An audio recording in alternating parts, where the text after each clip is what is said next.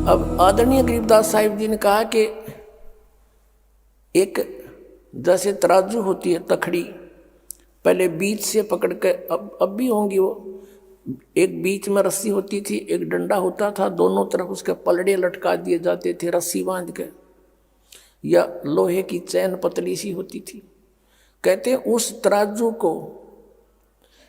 अगर उसमें कोई डिफेक्ट होता तो उस तराजू को बैलेंस करने के लिए,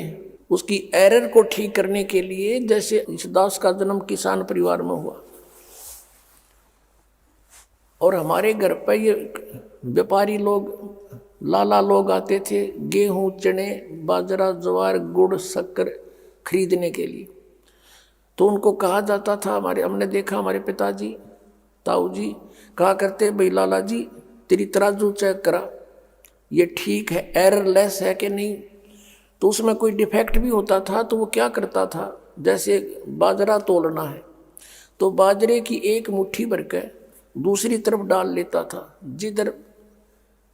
उस तराजू में कोई डिफेक्ट होता था तो वो बिल्कुल लेवल में आ जाती थी। तो वो जो बाजरा डाला उसको पासेंग कहा करते, एक पासेंग कर ले इसने, वो इतना सा बाजरा डाला, वो पासेंग थी, वो सौदे में नहीं आता था। अब बाकी का जो बाजरा पड़ा था 20-30 मन 50 मन, वो था सौदा तय। अब जो दास परमात्मा की वाणी आपको बताने जा रहा है उसका अर्थ अब समझ में आओगा। सतनाम पालड़े रंग होरी हो,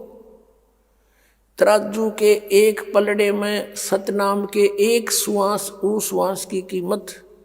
रख दे और 14 लोक चढ़ावे राम रंग होरी हो।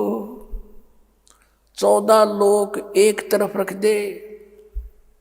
और 3 लोक पासंग धरे रंग होरी हो, तो ना तुले तुलाया राम रंग होरी हो।